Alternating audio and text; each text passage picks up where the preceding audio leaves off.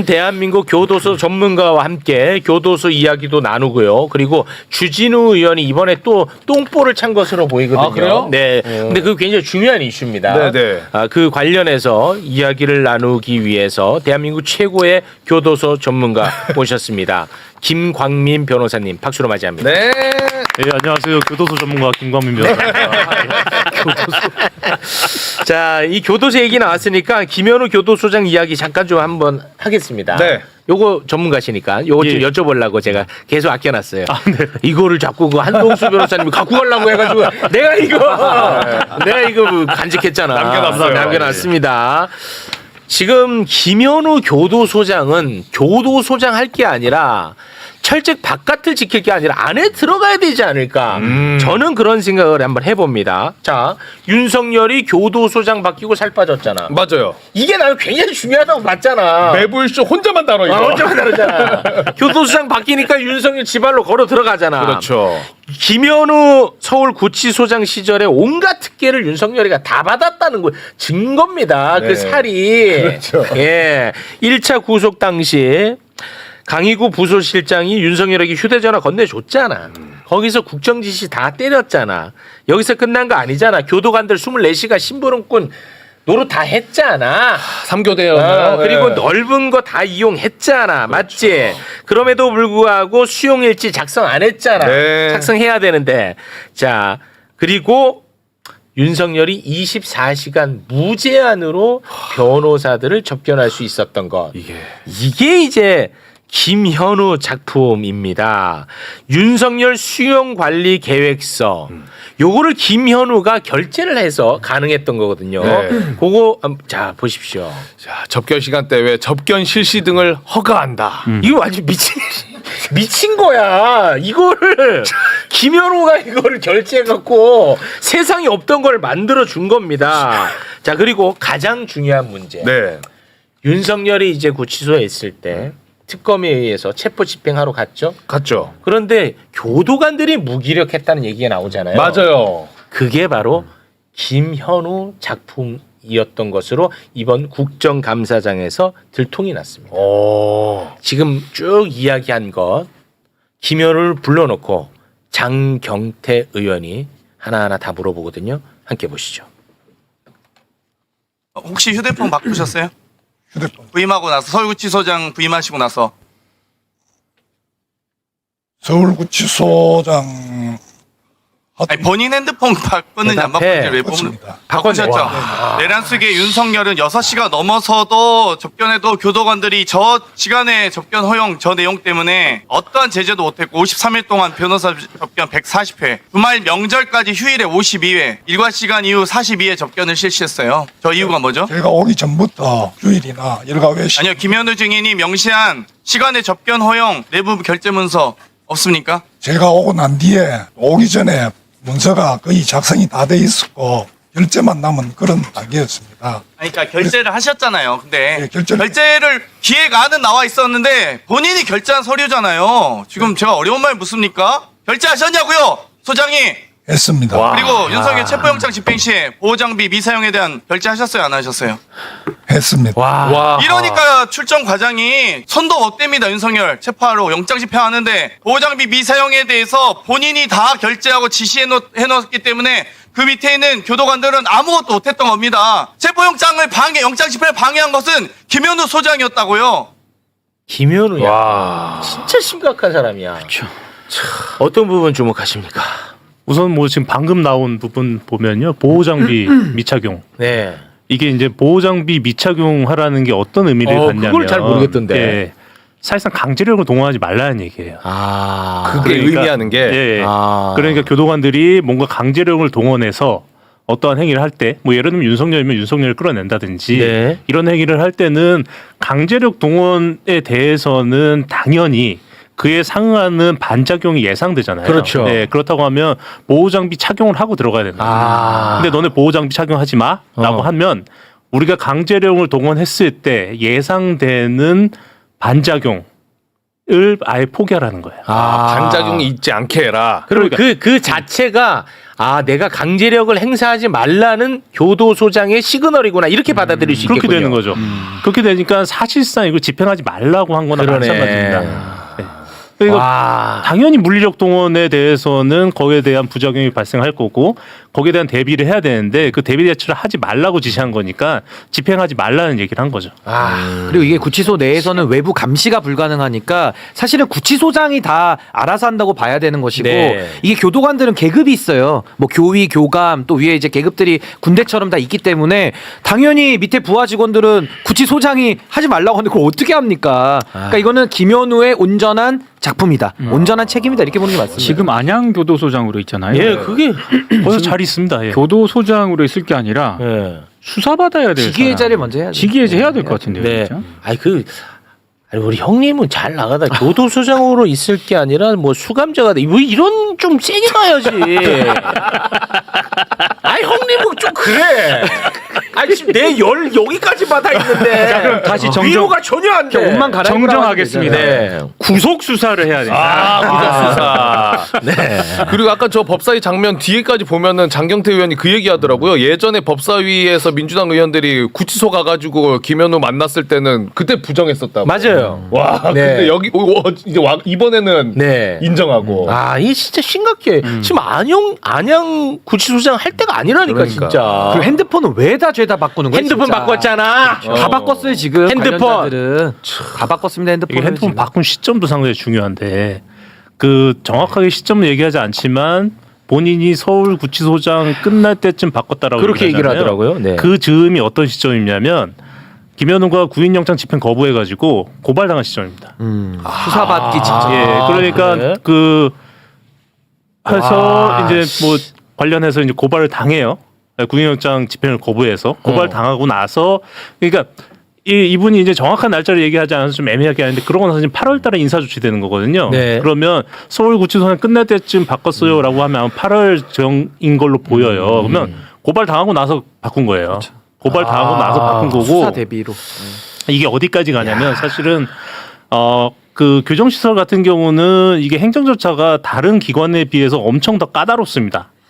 그래서 교정본부에서 이제 관련 보고사무지침이라는 게 있는데 보고사무지침에 어느 정도로 돼 있냐면 지금 얘기 나오는 것 중에 수용자 관리 문서 관리 지침 문서를 본인이 네. 결제했냐 안 했냐 얘기 나오잖아요. 네네 맞습니다. 이 내용을 어느 경우에 어디까지 보고해야 되냐라는 게 지침에 다 나와 있어요. 또그 지침 중에는 사회적으로 관심이 높은 수용자의 경우에는 해당 수용자 관리 지침을 보고해라라고 돼 있고 이 보고 경로가 지방교정청 통해서 교정본부장 통해서 법무부 장관까지 보고가 됩니다. 그렇다고 하면 김현우가 윤석열에 대해서 특별한 관리 지침을 세웠고 네. 예를 들면 뭐 24시간 접견 허용해라라든지 네. 좀 말이 돼. 세웠다라고 하면 이 지침은 반드시 법무부 장관한테까지 보고가 됐을 겁니다. 그러니까 이건 무슨 얘기냐면 김현우 혼자 했다는 게 아니에요. 김현우 단독으로 자기 혼자 윤석열을 너무 사랑해가지고 혹은 자기를 서울교정청장으로 그 서울구치소장으로 영전시켜준 윤석열에 대한 충성심으로 했다라는 게 아니라 네. 이게 법무부 장관 한테까지 보고가 됐고 최소한 자기 상급 라인하고까지 소통해서 만들어진 그 지침이라는 것을 의미하는 거고 네. 그렇다고 하면 그 과정 속에서 소통 과정이 있었겠죠. 소통 과정이 있었을 거고 해당 내용을 은폐하기 위해서 고발 당하자마자 그 휴대폰을 교체했다 이렇게 생각하는 게 맞죠. 야, 그런 합리적으로 들리네요.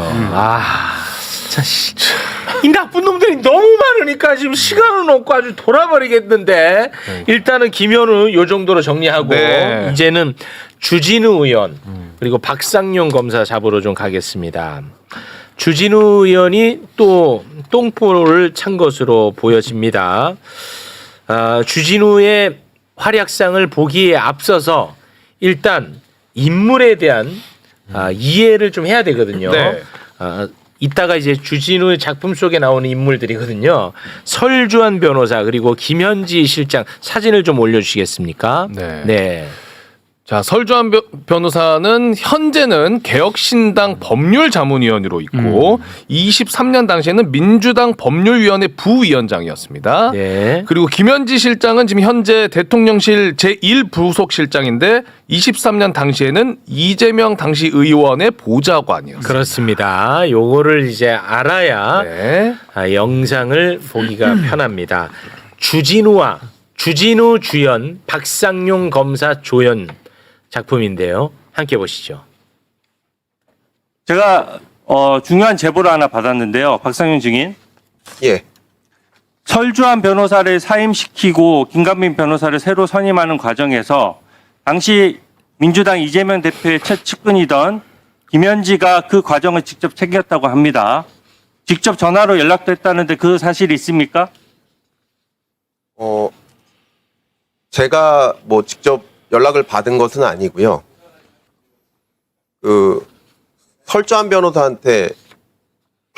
갑자기 사임을 했습니다. 저희가 조사를 하고 있는데 갑자기 약속된 그 조사에 출석을 하지 않았습니다. 그래서 그 이유를 물어보니까 그에 대해서 그 민주당의 그 김현지 님으로부터 전화로 질책을 많이 받았다.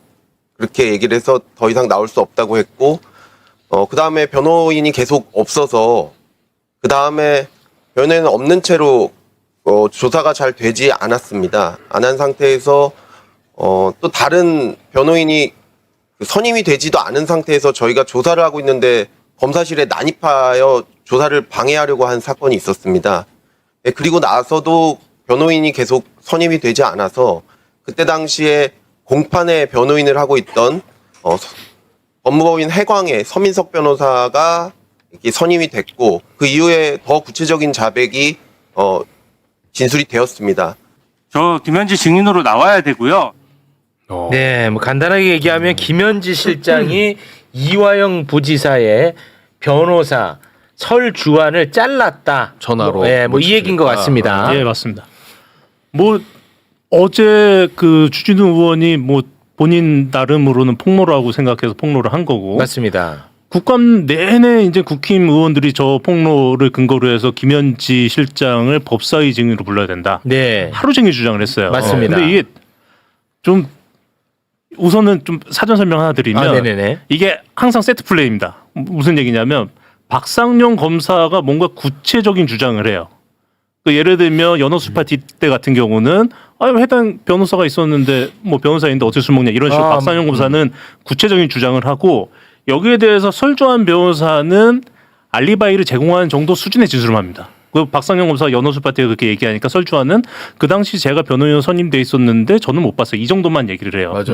이번에도 똑같은 세트 플레이를 하거든요. 박상용 검사는 김현지 실장을 직접적으로 거론을 합니다. 거론하고 김현지 실장이 개입을 해서 이렇게 했다라고 주장을 하고 그러자마자 설주환 변호사 언론 인터뷰에서 그 당시에 김현지와 소통한 건 사실이다. 소통 내용은 얘기 안 하고 딱 이 정도는 알리바이만 제공을 합니다. 비슷하네. 뉘앙스만 남기네, 뉘앙스. 이게 박상용 검사와 설주환 변호사의 세트 플레이인데 이 얘기를 굳이 말씀드리는 거는 설주환 변호사와 수원지검 또는 박상용 검사 간에 상당히 긴밀히 소통이 되고 있다라는 증거가 아닐까라는 생각에서 이 부분 하나 그건 이제 말씀드리는 추정하는 거고요. 예. 저 어제 저 폭로가 얼마나 똥볼이냐면 네. 저 정도에서 끝났으면 됐어요, 사실은. 근데 끝나고 나서 주진우 의원이 신나서 본인 페이스북에 구체적인 글을 올립니다. 구체적인 글을 올린 게 시점을 특정을 해요. 23년 6월 9일이다. 그거 23년 6월 9일에 이재명에게 보고했다는 진술을 했고 그 진술이 되자마자 김현지가 전화를 해서 질책을 해서 사임을 했다. 이렇게 제가 주장을 하는데요. 네. 6월 9일 날 진술 조서에는 이화영 당시 이화영 전 부지사가 명확하게 해당 질문에서 부인을 합니다. 정확하게 뭐라고 하냐면 피의자는 이화영이죠. 도지사에게 중국 출장을 가 쌍방울 그룹 김성태 회장 등을 만난 사실에 대해서 보고하였나요? 라고 물어보니까 아니요, 얘기한 적 없습니다. 이게 조서 내용이에요. 네. 그러니까 6월 9일 날은 명확하게 이화영 부지사가 해당 내용을 부인합니다. 부인하는데 주진우와 박상용 얘기는 6월 9일날 자백했기 때문에 김현지가 전화해서 질책을 하고 사임을 했다 이렇게 주장하는 거예요. 그러니까 이재명한테 불리한 진술을 하니까 바로 그냥 잘라버렸다. 그렇게 얘기를 했는데 지금 나온 건 조서예요? 조서입니다. 조서에는 진짜 중요한 팩트다. 굉장히 중요한 얘기네. 이 얘기는. 그렇게 되고 저는 왜 저런 주장이 나왔을까 생각을 해보니 이거 제 추정인데 저 당시 설주환 변호사와 박상용이 저 당시에도 소통하고 있었다라고 생각이 들어요. 이렇게 생각이 드는 이유는 6월 9일날 11회 6월 12일날 12회, 6월 14일날 13, 6월 15일날 14회 조서가 이렇게 쭉 이렇게 작성이 되는데 6월 11일날 설주환 변호사가 조사 입회를 하고 11일. 그 다음부터는 쭉 입회를 안 합니다. 안 하고 그래서 왜 입회 안 하냐 하니까 뭐 사임했니 많이 이런 얘기가 나와요. 근데 이제 사임서를 언제 제출했는지 저희 변호인은 알 수 없으니까 추정컨대는 6월 9일날 입회하고 다음부터 안 들어왔으니까 6월 9일 이후 뭐 하루 이틀 상간에 사임하지 않았을까라는 생각인 거예요. 6월 11일. 1일. 6월 9일 날이 11회 조서. 예. 그러니까 마지막이 6월 9일에 들어왔다고? 설주환이 들어온 마지막 조서는 6월 9일입니다. 6월 9일. 그러니까 박상용은 6월 9일 날 자백했고 자백하자마자 김현지가 전화해서 항의했고 설주환이 사임했다라고 하니까 네. 그 스토리로 가면 6월 9일 이후 아니 6월 10일이나 11일 이 정도에 사임한 걸로 추정이 되죠. 추정입니다. 네, 추정이 되는데 그 이후에 12일, 14일, 15일 3회 연속 변호인 없이 그 조서가 이루어져요. 설주환이 안 와버리니까. 네네. 네, 그러면서 이때 조서 내용에 그 초반부에 무슨 얘기들이 나오냐면 박상용 검사 이렇게 얘기해요. 야, 설주환 안 온다는데? 안 온다는데 그 혼자 조사 받으실래? 이런 얘기가 나와요. 네. 그러니까 사전에 설주환이 올지 안 올지에 대해서 박상용이랑 협의를 한 거죠. 조서에 그런 얘기가 나오니까. 안 오는 걸 알고 있었다. 네, 그렇게 되고 박상용 검사는 지금 현재 해당 그 조서 내용 그 수사 기록에 접근이 어려우니까 그 당시 일자 정보만 보고 그 당시 설주환과 대화했던 내용들을 통해서 6월 9일에 이렇게 해서 이렇게 됐구나라고 어렴풋이 추정해서 주진우 의원과 협의를 한 게 아닐까. 네, 그러니까 그래? 하고서는 이런 식의 폭로가 이루어진 게 아닐까라고 조심스럽게 추정합니다. 근데 어제 이제 국감장에서 박상용은 나는 뭐 주진우랑 짜지 않았다라고 이야기를 했습니다. 네. 근데 주진우가 그 박상용 검사가 굉장히 교묘하다고 느껴진 게 제가 전화를 받은 건 아니고 설주환을 통해 들었다. 맞습니다. 딱 벗어나는 본인 책임은 없는 듯한 그런 네. 느낌을 얘기하더라고요. 야, 근데 아무튼 그거는 틀렸네. 그래. 이재명한테 불리한 진술하니까는 김현지가 바로 설주환을 자르더라. 했는데 그건 아니야. 그건 아니고. 요거는 아닙니다, 확실히. 그건 명확하게 아니에요. 명확하게 아니고. 그리고 이제 그 설주환 변호사는 아까도 말씀드렸듯이 앞뒤 다 잘라먹고 그 당시 김현지와 소통한 거 맞다라고만 얘기를 하잖아요. 좀 전에 자료화면에 나왔지만 그 당시에 김현지 실장은 이재명 보좌관이었고 네. 그러니까 민주당 의원 보좌관이었고 설주환 변호사는 민주당 법률위 부위원장이었어요. 진짜죠. 네. 그러면 이재명 보좌관이랑 법률위 부위원장이랑 전화 통화하는 게 뭐가 문제인가? 안 한 게 오히려 이상하죠. 그렇죠. 네. 근데 그 단지 그때 전화 통화해서 무슨 얘기를 했는지는 밝히지 않고 통화한 건 맞아요.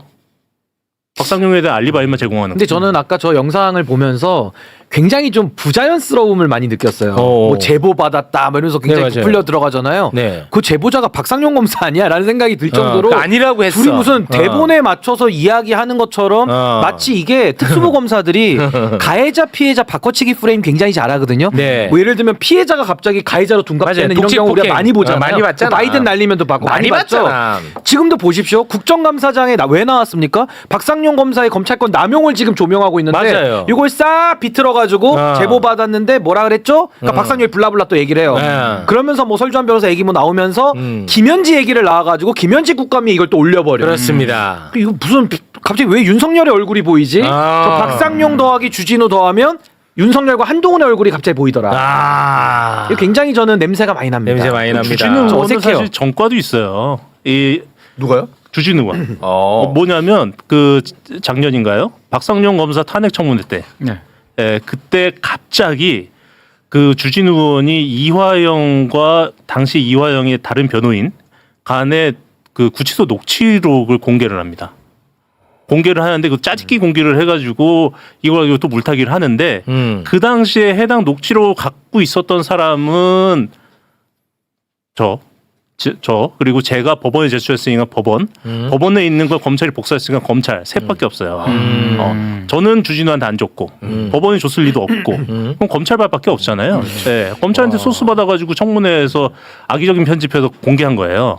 근데 이번에도 저 내용을 알고 있는 사람은 박상용, 설전밖에 없지 않습니까? 그렇죠. 네, 그럼 둘 중에 한 명한테 제보 받아가지고 세트 플레이 해가지고 공개했다라고 의심할 수밖에 없죠. 네. 근데 제가 이 얘기 나올 때마다 항상 좀 헷갈리는 게 뭐냐면요. 저는 이제 서울주한 변호사가 누군지를 모르기 때문에 근데 서울주한 변호사가 왜 이화영 부지사의 변호를 했는데 왜 그렇게 이재명에게 불리한 이야기를 만들려고 했던 것처럼 보이는 거예요. 그럼 나는 그게 좀 이해가 잘 안 가더라고 이게. 우선 설주환 변호사는 이화영 측에서 적극적으로 선임한 변호사가 아닙니다.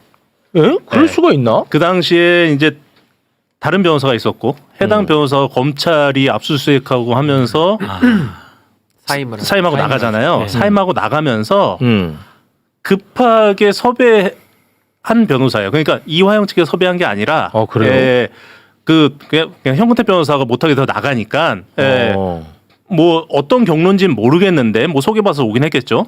설주환 변호사가 먼저 찾아와가지고 제가 들어가겠습니다라고 한 변호사입니다. 아, 이거 그러니까- 또 팩트 아니면 또 이거 고발당합니다. 팩트입니다. 팩트예요? 예, 이화영 그리고- 부지사 측에 예. 내가 근데 이제 하겠다고? 제가 추정컨대 어. 현근태 변호사가 이게 나가니까 현근태 변호사도 그 당시 민주당 법률위 소속이었고 그렇죠. 법률에서 같이 활동했던 그 설주환 변호사를 추천하지 않았을까라는 추정이 있어요. 추정이 있는데 어쨌든 핵심은 이화영 측에서 먼저 섭외를 해가지고 우리 좀 해주세요라고 한 게 아니라 그건 아니고 예, 현근태 변호사의 추천이든 아니든 간에 그쪽에서 먼저 연락이 와서 선임하게 된 변호사라는 거고 똑같이 6월 9일 이후에 이분이 사임을 하는데 사임할 때도 이화영 측과의 어떠한 협의도 없이 그냥 본인이 일반적으로 사임을 한 분입니다. 그냥 예, 이렇게 됐고 아무랑도 상의 안 전혀. 하고 그래서 사임하고 나서 그러니까 6월 9일 날 11회 조서를 하고 6월 12일 날 이제 12회 조서를 작성하는데 이때 이화영은 현근택이 설주환이 사임한 걸 모르고 있어요. 이화영 부지사 모르고 있었어. 모르고 있었어요. 오. 본인이 일방적으로 한 겁니다. 어. 일방적으로 한 거고 또 하나는 이거는 어저께 이제 제가 그동안은 말을 되게 아꼈는데 이건 어제 국감장에서 이화영 부지사가 본인 입으로 하신 말씀이라 네. 예, 이걸 제가 말씀을 드리면 네. 설주환 변호사는 해당 시기에 끊임없이 이화영에게 이재명에 대한 자백을 강요했습니다. 강요를 하고 강요한 방식이 명분은 이거예요. 뭐냐면 야 민주당이랑 다 합의됐어. 다 합의됐고 어떻게 합의됐냐면 너는 그냥 이재명한테 보고했어 라고만 얘기하고 넌 빠져나가. 그것만 얘기하면 너 집행유예 해준다니까 보석해준다니까 너 그것만 하고 빠져나가. 그거 얘기해봤자 이재명한테 타격 없어. 이재명은 알아서 본인 카바치고 나갈 거야. 이렇게 계속 얘기했다는 거예요. 얘기하니까 이화영 부지사는 그 당시에 사모님한테 구치소는 다 녹음이 되니까 구체적으로 얘기는 못하고 사모님한테 야 설주환이 자꾸 이상한 얘기하는데 설주환 저기 민주당이랑 확실히 뭐 신뢰관계가 있는 변호사인지 좀 알아봐봐. 그래서 민주당 얘기를 하니까 네네네. 민주당 소속이기도 하고 네.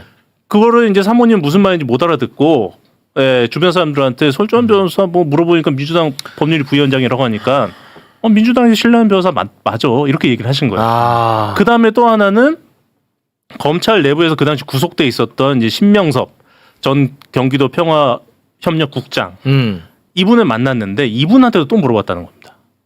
설주환 자꾸 이상한 소리 하는데 그거 제대로 된 맞아? 이렇게 된 거예요.